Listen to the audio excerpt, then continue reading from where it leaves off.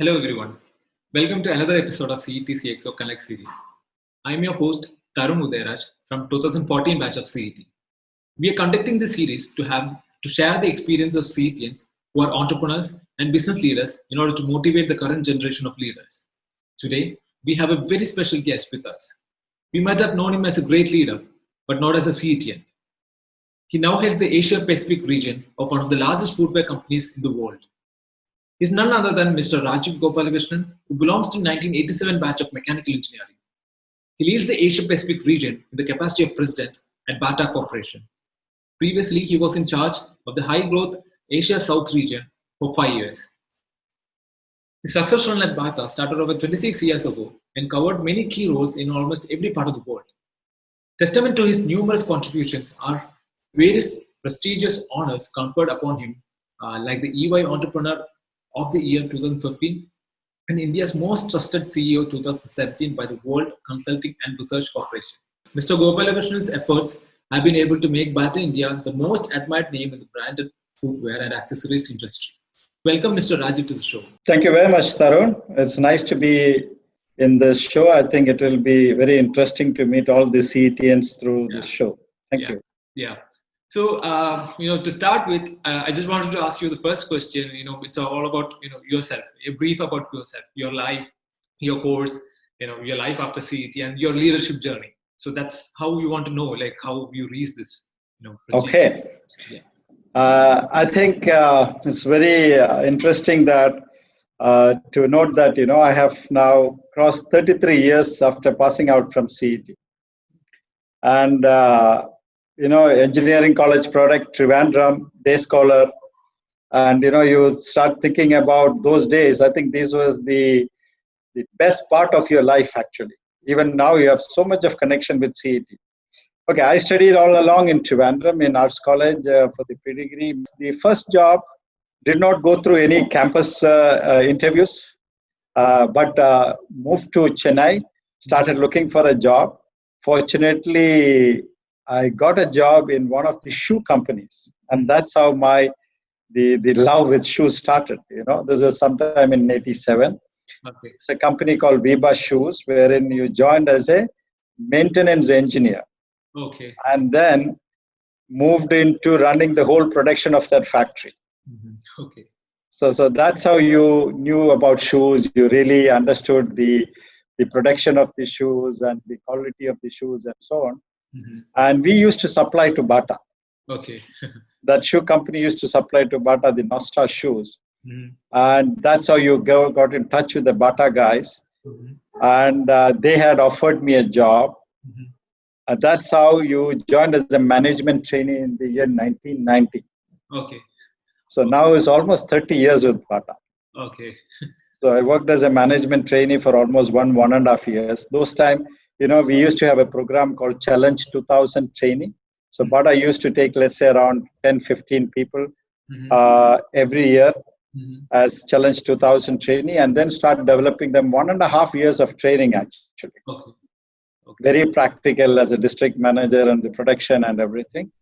And then I moved as a district manager to Nagpur. So handling the Nagpur around 15, 20 stores. Okay. Then moved into Mumbai as the business development manager for Maharashtra and Goa. And 97, I became the retail manager based out of Calcutta. The eastern region is like West Bengal, Orissa, the Assam, and whatever the Jharkhand today, all those entire Bihar. So this was around 300 stores. And that was the turning point probably of my career because they have given me a big challenge to move into East, which had never made profit for almost 10, 15 years. So when they sent me also, my condition with the then MD was, I will try for 6 months. Otherwise, please give me back my old job, This is important. So, in fact, my wife supported me quite well that time because this was a decision from moving from Mumbai to Calcutta. You never like to go to Calcutta from Mumbai because Mumbai is a much better place. And when the offer was there, I called her up from Calcutta and I asked her, what should I do? I am a bit confused. Sometimes the wife comes very strongly with the support. saying that you accept it, but with one condition, that otherwise you will move back. So when I said this, the guy was absolutely fine. He said, come and take it. In the first year, we did a profit of 25 million Indian rupees. Oh. And the second year, third year, we became the number one region in the whole of the country with the same team of people. These are some of the best achievements ever, probably. And then I moved to northern region because they sent me to Delhi. But I could work here only for 2-3 months. In the meantime, they wanted me to move to Toronto. Toronto was our headquarters that time. So I became the wholesale head for the whole of the globe, working with the countries on the wholesale improvement and the process and all. So 1.5 years I worked there. But honestly speaking, it was a bit boring. You know, you need a lot of action and a lot of energy. You don't meet much people. You're in a global office, you know, doing nothing much. So the life was good. But then I really wanted to come back to India. So I came back. Bata India was more than happy to pull me back. And then they gave me the responsibility of retail. So I was based out of Delhi. I did a stint of marketing for almost a year and then moved into retail. I was heading the retail for the whole of India. At that time, we used to have probably around 1,000 stores. And then it went on. Then I did wholesale. Wholesale was in a bad shape. So they requested me to run wholesale for some time. And then coming back strongly, they gave me the chance of moving to Thailand as a country manager. That's the first position as a managing director. This was sometime in 2007. So almost 3 years I was in Thailand with my family, with my daughters. I think it was very good experience, actually. You know, when you move out of India, you think things are much easier, but it's just the opposite, you know. Because here you're dealing with people of your same kind of a culture and the same kind of what we call wavelength. You go to a different country, you go and start making, raising your voice a bit with the Thai people. You will not see them anymore. In the sense, they will completely withdraw to the shell. They will not even bother. They will either resign without even telling you and going from the company. So that's a completely different culture. You have to adjust. I had to learn Thai. I had kept a teacher to learn Thai. I learned the culture of the people there. So actually they are Buddhist, you know. So mostly they're not ruled by anyone. Their king always protected them. So they don't like any kind of a strong language. So you need to treat them like, you know, like a teacher-student kind of a relation, coach them. And Thai company was like, let's say, the first year we had a loss of when I took over, the company was having a loss and what we call a loan of $5 million. In the first year, we did break even, and also we did pay back the loan. The second, third year, we did a huge profit. The third year, when I left from there, we had a 10% EBITDA profit for the company. And from Thailand, they moved me to Bangladesh, which I never wanted to go. Probably when you say Bangladesh, you think, is that a punishment transfer or what? You know? And I took it positively. Again, my wife helped me quite a lot in terms of taking that decision. She said, if there are temples, we go. You know, because Bangladesh, you normally know, is a country where you don't know whether you have temples or no temples, you know. And she's pretty religious. She wants to do that. So when we checked in the Google, there are 13 temples in Bangladesh. Can you believe? There are 13 temples there. Yeah. But anyway, we took the decision there. Why the company wanted me to go there was to learn strongly about manufacturing. Because we have 2 big factories producing almost 30 million pairs in Bangladesh. It's a huge company, almost $150 million company. And in 1 year, I could really learn, modernize the factories, open very big stores. Today, the biggest store of the entire Asia in terms of the turnover is in Bangladesh, which I opened in 2010. This is around $5 million turnover in one store. Okay. With a profit of 15% EBIT. There's a fantastic store. That's in the 7th floor of a shopping mall. Can you believe this? In one floor. It's a beautiful store. No store even in India can beat that store in terms of the turnover. So in 1 year, we could do quite a lot, recruited almost 15, 16 people and changed the team and did everything. And by the time they moved me to India. So 2011, I came to India. I was the managing director in 2011 for Bata India. So till 2017, I've been running Bata India. So, when I came in here, we had a different kind of a Bata. What you see today and what you have seen 10 years back is completely different in terms of the product, in terms of the look and feel of the brand, in terms of the aspiration, in terms of the marketing. So we did quite a lot of job for the last 7-8 years, building up the brand very strongly. And in 2014, in addition to running India, they had given me the responsibility of running South Asia, which is Bangladesh, Sri Lanka, Indonesia, Australia, and New Zealand. It's a Bata South Asia region kind of a stuff. Okay. And then we have done, Pakistan was also a part of it at that time. But I've never been to Pakistan. I do mostly VCs or meet people in Dubai or some other place. So we did that, and from 2017, we have found out a new CEO for India.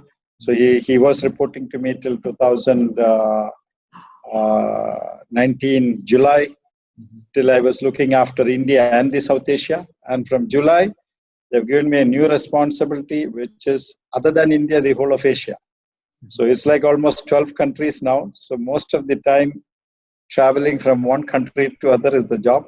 But most importantly, meeting people and developing people. I think that's my number one passion, actually. Okay. I think that's a nutshell of my story. I'm blessed with 2 daughters. Yeah, so you have very well covered your journey. That's very inspiring, from completely entering into a market and without nothing, and you make profits out of it. That's a different, especially in northeastern states of India. It's a huge challenge. Absolutely. So anyway, that's a great motivation. Pulling up something from scratch. So that's. You always get a lot of happiness when you turn around a situation. So if you're getting a turnaround situation, grab it. Yeah. It's never bad. That's my experience, actually. Then move on to the next question. So, sure. We wanted to know more, more about CET, right? So, tell us something more interesting that you remember about CET. The first thing I remember is, of course, Mex Corner. Being a mechanical guy, I think that's the first thing you can remember. Enjoy sitting in the Mex Corner for hours and hours together with all the guys. And even now, we have all the guys in a big gang, The 25 years celebration was good, but, for us, not 25 years. My wife always complains that we meet every year. Not with all the entire gang, but at least 10, 15 of them. Every year, at least once we meet. Yeah. I think the memories are pretty good. So definitely this one, definitely the parathas and the curries in the canteen. You cannot forget that. I don't know still that canteen exists or not. I'm not too sure, but that was one of the, you come with 10 rupees and have paratha. That's fantastic. And then if I may say what you remember, okay, we did a what you call a coffee shop there. Our batch actually did a coffee shop called Technics there. Oh. Just behind that building and the space when people were studying, I think we used to sit and dug out the ground and put the poles and corrected the coconut leaf thatched what you call restaurant. So in the morning we used to go with the car, go to the bakeries, get the kappa, mean curry and all those stuff and serve the people, with the official permission from the, what we call the college. Yeah, your entrepreneurship journey started way back then. I think so. Sometimes, Tarun, when you think about these things, these things help. Yeah. It's not that it doesn't help. How do you negotiate? How do you get the staff? How do you manage the logistics, everything? Now you realize how much importance it was. But those days we were just doing it for fun, actually. But I think CET, I think, was one of the most memorable journeys in my life. Yeah. And got lifetime friends from there. And when was the last time that you visited CET? I visited, there was some function 2 years back on the teachers honoring. There was a function. So I and my wife, we said, let us go. And we came there. We met all the teachers, the old teachers, I think 2 years or 3 years back. And prior to that, I came with my daughter. I took her to the classrooms there to show what was the engineering college. So I think a couple of times I've come. How do you think your life in CET has prepared you for the life as a leader? Because you have already given an example, right? So how you set up a coffee shop. Apart from that, Yeah, I think, more important was, whether you were sitting in a mixed corner or whether you were running a coffee shop or whether you were studying. I think at the end of the day, what I learned from CET is to mix with people without fear, make friends, understand people, manage people, or be with people. I think this has helped me quite a lot. Today in Bata world, if I am known as a person, I think I'm known as a person who takes care of people, who develops people, who make the people's lives better, who gives a career to the people. I think I've been known as a people's person. I think that's my number one. So I believe this quality has come in because you have a lot of friends, because you have been able to mix with people. Otherwise, it's not only study. I think study is important. I will never say study is not important. It's very important. But at the same time, how do you manage and mix with people is the most important thing I learned from CET. Yeah. And throughout my career for the last 30 years, I've been using that as my strength. Yeah. I think that has paid me off quite well, I have to say. Yeah. So I've also talked to other leaders. So for them to, the social skills that you developed in CET, helped them a lot. Yeah. And fearless. Yeah. If I may say, we used to see all those strikes thing happening, KSU, SFI, ISM, I don't know, quite a lot of stuff, so it's all a part of it. And we used to be active in every stuff, to be honest. Yeah. My next question is, about your family. How your family has contributed to your success? I have to really thank my family and especially my wife, because I got her married when I was in Bata. So let's say in the year 90 I joined Bata. In 92 I was a district manager in Nagpur. That's the first time she came all the way from Kerala to Nagpur, and I've been traveling. I have to go to Raipur, Durg, Bhilai. So I think she's managed quite well, me being so busy with my life and job, and how many countries we moved. How many countries, how many places. So every time we try and get settled, okay, we move to another place. So in India itself, right from Mumbai, Nagpur, Mumbai, Calcutta, Hyderabad, and then to Toronto, then to Thailand, then to Bangladesh, and then to India. I think, quite a lot she has adjusted that. So I would give the full credit to my wife for being so supportive. Otherwise, you can't be successful, to be honest.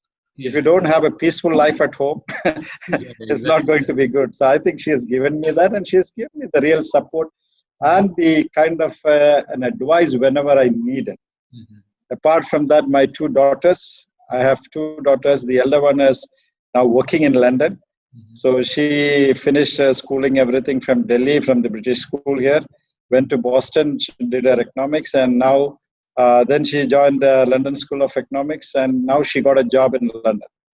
So I think she's pretty settled, and she also moved so many schools.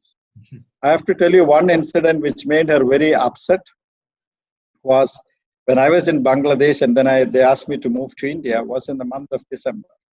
And she was doing her IB 12 half year only it is over. So I had to move to India. First of all, getting an admission was a nightmare. One of the principals in the British school helped me out. But when she came here, one of the subject was different. So I requested her, you have to learn it. And she learned, and she got a good mark. She got into the college as well. But 2 months, she was very upset. So I think sometimes in life, so family support, if you ask me, it was a great support. And my second daughter, now she also did from the British school. Now she's doing a third year English literature in University of Edinburgh in Scotland, in Edinburgh. So both the daughters outside here, me and my wife at this point of time. Okay. So that's a wonderful story, because you always need a supportive family to, in order to. Absolutely. So you alone cannot do anything in the world. Huh? Exactly. So next, question is around your passion. We just wanted to know more about your passion, especially. Okay. My passion, I told you, is very, very clearly focused on people. Mhm. I love being with people. Mhm.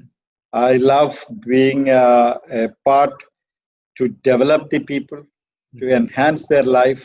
Mhm. If you look at the career of so many people I've developed, Mhm. today the managing director for Indonesia is a person whom I developed from India. Mhm. Inderpreet Singh, he is a person who joined Bata India a couple of years back and then grew, developed.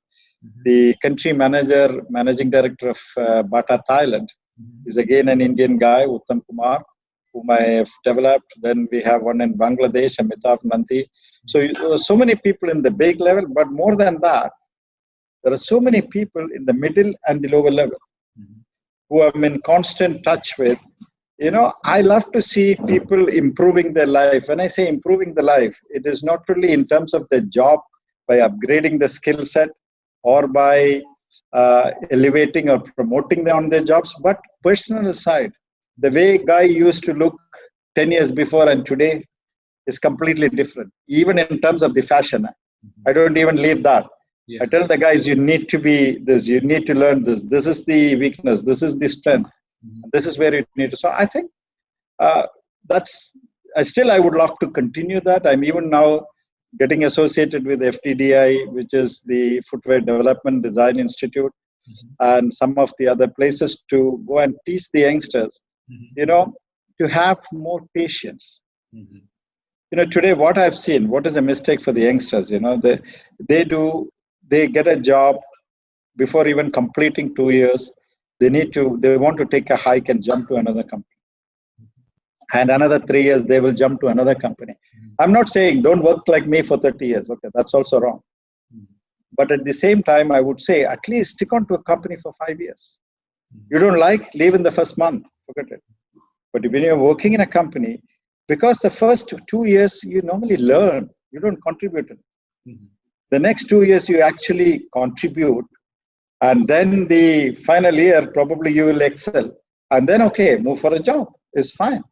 But I think that's the number one message I would honestly give it to anyone, Mhm. because I've seen today's youngsters absolutely no patience and they look for money. I'm not blaming them, don't get me wrong. Money is nothing. Mhm. Okay, salary will follow you. Mhm. You don't need to worry about salary. You need to worry about how much happy you're doing your job, how Mhm. much content you have, or what is your job satisfaction. Mhm. I think that is more important than counting the money. Mhm. So Yeah. I would strongly say that's a strong message. I would love to give it to the youngsters. You talked about your journey, your passion. Now we just wanted to know more about the company, Bata Corporation, right? So we have been involved, for the past 26 years or so, right? So with the company. So we just wanted to know, how Sure. the company is, and under your leadership, you have told about, how you have grown. But as consumers, as alumni, we just want to know, how the company is and how big it is. Yeah, Yeah. globally. Yeah. I think most relevant will be Bata India to talk about, because I think that's what it will interest the people in India for sure. Mhm. So when I took over Bata India, the share price was around 175 rupees. Mhm. Now the share price as of today should be around 3,600. So in last 10 years what has happened actually.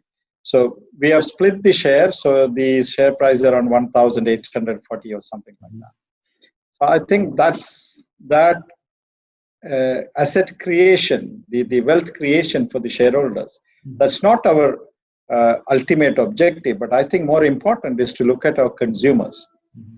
and see what they wanted, Mhm. and how do you bring the age of your consumers much more younger. Mhm. Because India, as you know, the country, the median age of the population is around 27. Mhm. And I think it's very important to address the need of the younger generation. Mhm. And with the different kinds of brands what we have almost around 20 brands with us. We have really focused on the youth with Nostar, with Power, with Bubblegummers, and for the women, more with the Marie Claire and the Bata Red Label collection, which is none other than the Aldo kind of a collection, which is promoted by Kriti Sanon and Sushant Singh Rajput. You must have seen the videos on the Asianet channels and so on and so forth. So I think building a very sustainable company, I think the most important thing what we have done is to build a very strong team. In Bata India today, I had one of the best teams in the organization in the Bata world. So we call us Bata Shoe Organization. The worldwide office is Bata Shoe Organization. Today, the headquarters is based out of Switzerland because Mr. Bata, Thomas Bata, is the third generation owner. He is based out of Switzerland. He is non-working at the moment, but he is still involved. He comes every year, meets all of us. And his son was working with Bata. Now he has gone for his higher studies in Harvard. So he will also probably come back. He is Thomas Archer Bata. So the headquarters is in Switzerland. And then it operates with 5 regions. One of the region was India. One is Asia Pacific, which is other than India, the whole of Asia. Then you have as Africa. Then you have Europe. And then you have Latin America. So put together almost 50 countries with almost 5,000 stores all across the globe. And we sell probably more than 1 million pair shoes every day. That's the kind of structure we have. But saying so, Bata India is the #1 company in the whole of the organization. We should be very proud to say that because we have made it like that. It was not Bata India before. But today is the #1 company with a turnover of almost $450 million, with a profit of almost $60-70 million. So I think it's one of the most profitable and the best company in the organization because you have very good people. Yeah, I think developing that is the key for any of the executives who will come up from our college also. So that's a that's a good story. You have a very strong presence.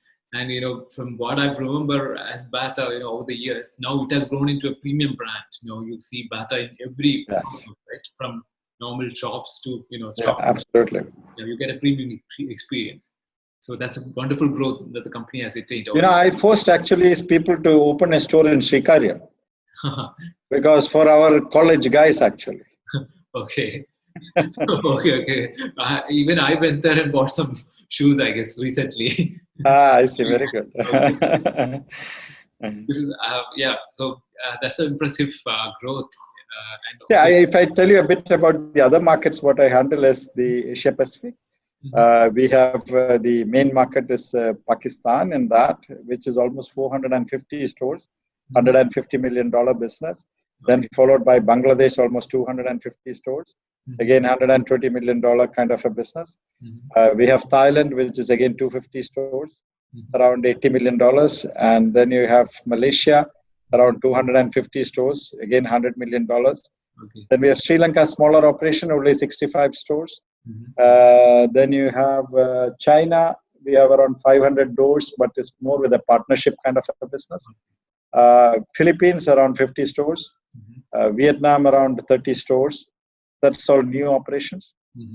I think this is probably the Indonesia. Indonesia, around 550 stores.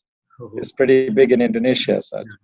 So I think spanning all this, moving to the countries, meeting people, making sure the product is good, people are good. I think we work on product very strongly in every country. We work on people. People in terms of reskilling the abilities of the people. So we have a lot of in-house training programs to help the people to grow. They put into different departments, teach them the skills what they don't have. So at least 20-25% of people, we do this kind of a training. We have Talent Express program, which we call, taking people, 4 or 5 people from India, sending 4 months to other countries. And from those countries, sending people to different countries. So almost 15-20 people. Every 6 months, we do a 4-month kind of a course. And that's how you really develop people. So I think developing people is one of the #1 suggestion I would have for the youngsters. If you don't have the right people, you will never achieve what you want to achieve. Yeah. And I'm moving to the next question. What, in your experience, are the 3 most important skills that somebody needs in the journey as an entrepreneur? Okay, good question. I think first of all is to have a clear strategic direction. What is that you want to achieve? Okay, in our company also, whenever we want to do, where do we want to see ourselves? What do we want to achieve? I think the clear mindset, a clear strategic direction needs to be framed, which is an achievable one, but a challenging one for sure. The number 2, how will you achieve that? How will you win that? Yeah. What needs to be done for achieving that? What are the parameters for that? Yeah. So, if I may say in simple terms, where to play and how to win. So you need to understand where to play and how to win. Yeah. And then, what do you need to win? Yeah. That is in terms of your resources. Yeah. That means in terms of your capital. Yeah. That means in terms of your people's capability. So where to play, how to win, and what do you need to win actually? What are the things you need to support you to win? I think that's very important. Yeah. I think the youngsters would really want such kind of words of wisdom to to succeed in this life. We are also facing a lot of challenges. We are also learning. Okay. So Sure. So moving on to the next question. Sure. Yeah. So what is the message? You have already covered pretty much, but do you have any other message to give to the young budding engineers here in CET? Of course, I would say keep yourselves healthy, because at the end of the day, if you're not healthy, and you won't be able to do any kind of a job. Sleep well, minimum 8 hours of sleep would be ideal, but nobody sleeps for 8 hours. I think 6 to 7 hours will be good enough. But sleep well, take care of your health. I still keep playing tennis or doing some kind of a sports every week, because otherwise your mind will get completely rotten. So many things moving up and down. I think you need to have fun, you need to enjoy, you need to be with people. So keep healthy, sleep well, eat well. I think that's the message I want. That's the fundamental aspect that you have to cover, I guess. Yeah, absolutely. Yeah. Okay. So next one is the challenges that you have faced in the business, and also the lessons learned out of it. Yeah, I think quite a lot of challenges. If you look at there are plenty of challenges in our business. If I can remember, one of the examples was, in India was one of the toughest situations we had sometime in 2004, with a lot of activities of union and shops closing down at 7 o'clock or weekly once. So I think we had to work on a stand very clearly. The market is open, so we have fought it out. We have regained the company. I think that was a big learning and challenge, because there's nothing which is not possible. I think it is a difficult situation, but I think if you have the right frame of mind, and if you have the right people around you, you can resolve any kind of an issue. For example, another thing was with the government of all the states, they were not allowing us to open stores 365 days. We had to go to the government, sit down with them, show them how much income the government gets because we pay the tax. And what is the benefit of the people? They don't need to work more than 48 hours, because we will do the rotation. So I think like this, plenty of them. Sometimes different kind of other challenges have come. People have questioned about, the consumers not being happy about the product. So I think what I have learned is, if there is a problem, you really need to dig deep, find out what is the root cause. Be it a product, be it a problem, be it anything. Just get into the root cause of the analysis and find out what went wrong, how do you prevent, what are the steps to be taken so that it doesn't come back again. I think that's something which and also with people also. Sometimes, you lose people. You have a lot of good team around you. If you don't know how to take care of them, I think initially I had lost a couple of good guys, but then last 10 years, probably I've not lost a single person whom I need. Mm-hmm. So that's only because you need to anticipate and take care of your people. When you take care, when you say it is not only salary. What I have learned in my life is to keep them busy. Mm-hmm. The more you keep the people busy, engaged with programs, with projects, give them additional responsibility. I used to have a teacher who used to tell me, when I was a district manager, he used to be my boss.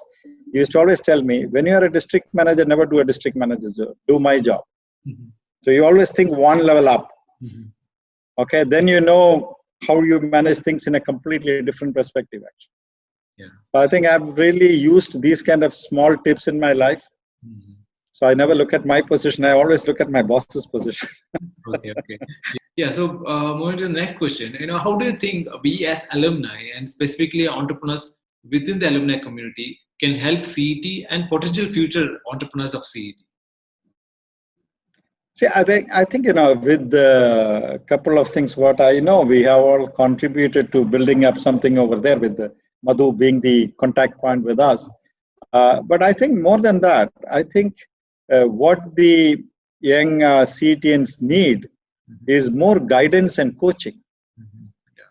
I think everybody aspires to get a job and move, but more than getting a job and just moving out, what we missed is probably that. This is what I feel.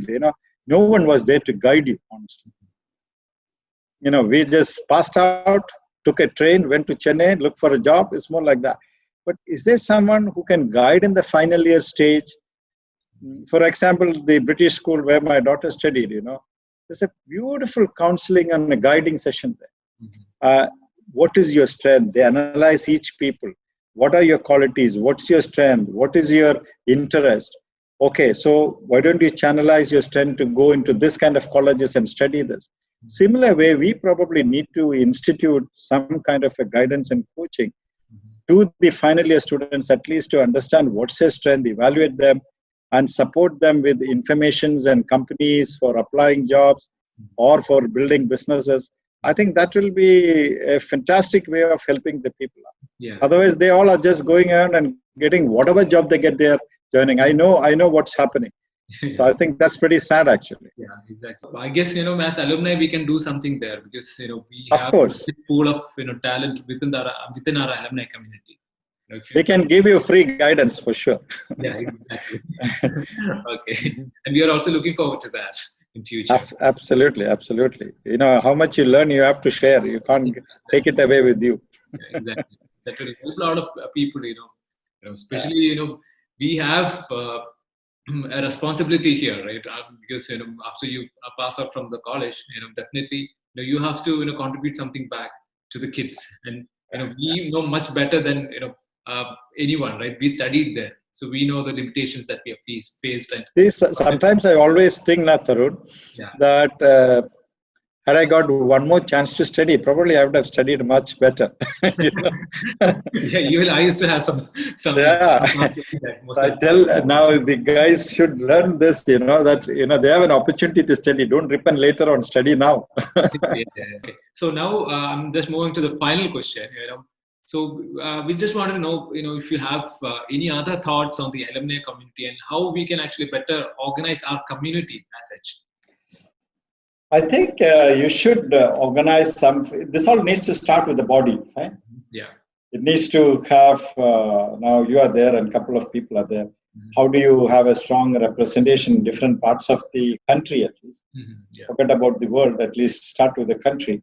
So you have to have different kind of people who can spend definitely some time and some kind of an advice, be with you, and then see what is the need. See, whom do you want to help? First of all, as I said, where do you want to play? Yeah. I think whom do you want to help is what you have to understand first. Is it the budding youngsters who is going to pass out? Or is it the people who have already passed out who is in different places? What is the objective you need to find out? So if you, for example, if you're thinking to help the freshers who's going to pass out, then you need to understand what kind of a support they need. In terms of even understanding, do they take a loan to help themselves, or is there a facility? I'm just saying an example. Or is there openings in different places, which are the consultants? We can connect to them where they can apply for jobs. Because what we used to do is terrible, if you remember. You know, the newspaper cuttings, the classified. You used to find out the small ones, take it out, and then send a CV in that. Nobody even bothers to look at it. Okay. So how do you have contacts in different places? How do you get consultants to evaluate CET? How do you promote CET as one of the top most engineering colleges in India? I believe that is I mean, in Kerala for sure, I mean, that's the topmost. Even in India, it stands to a certain level. So how do you really promote CET and say that CET is one of the best colleges, and it's not like people paying capitation fees and doing it, correct? Yeah. So I think we need to promote the college. We need to promote the the process there, how people are developed, and how we can support the guys getting better jobs and careers. And it's not only job; it's more like, like being an entrepreneur. I think is also very important. Yeah, exactly. So today, it's not only getting a government job or a private job is not important. Mm-hmm. Plenty of things to do. And also after that, what? Yeah. The biggest question facing all the people is, once I pass out from college, what do I do? Do I work for 1 year, 2 years? Do I do an MBA? Who is going to give the right advice? I do not know. So I think a career counseling is very, very important. And then, I don't know, the alumni should have some kind of funds to help also. So that could be another way of looking at it. Say, one more thing, if you look at you as an alumni or as a career counseling, you could always look at, for mechanical engineers specifically, I'm saying, you could always associate with Ashok Leyland. By the by, before my Bata job, I spent 1 year in Ashok Leyland also, Chennai. Yeah. So Ashok Leyland or Maruti or Hero and all these kind of automobile companies take every year 20, 30 graduates. Yeah. But unfortunately, from our college, probably very few people go there. Yeah. Now, if as a body, somebody represents that and talks to the people and say, every year take 5 people from Trivandrum Engineering College, no? Yeah. So that kind of a thing is what which will help. Yeah. We'll tie up with the bigger companies and yeah. For us, we don't have much of the manufacturing stuff. I am fortunate to get into Bata. That's a different stuff. Maybe I had a bit of a shoe engineering background by working in another company.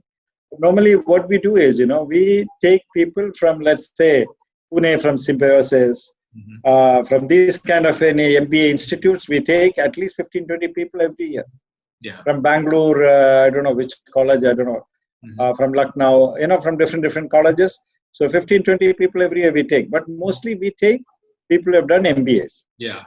And engineering plus MBA is always an added advantage. Yeah. For sure, if you are in marketing or mostly marketing or whatever, what do you call the finance kind of functions we take.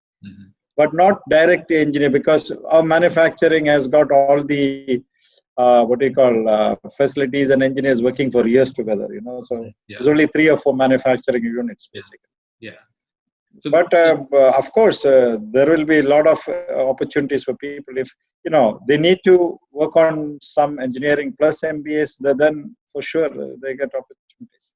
So I think probably there will be more CETs working in Bata. Especially people after graduation. I hope so. I've not seen one so far, but other than me. But it would be nice to see some more people. I think. Yeah. Because there are a lot of people, taking MBA in different countries and different. Absolutely. Different B schools. Probably you find one there. Anyway, sir, thanks for your time. I know how busy you are, but still, you managed to spend. No worries. Yeah, and share your time with us for an interview, and we learned a lot, right? So your experience was really motivating. We learned a lot, and definitely this is going to be a motivation for the coming generations. So thanks for your time, sir, and we are looking forward to have you on board, right? So actively in the alumni community and sharing your knowledge, your experience, and wish you all the best. Thank you very much. Thank you very much, Tarun, and. I look forward to meeting you sometime in person as well. Yeah, sure. And let's see if my time permits. Anytime I come to Trivandrum, I'll definitely drop it. Okay, sir. So thanks for your time again, sir. Okay. Thank you. Nice meeting you. Nice meeting you. Thank you. Bye-bye.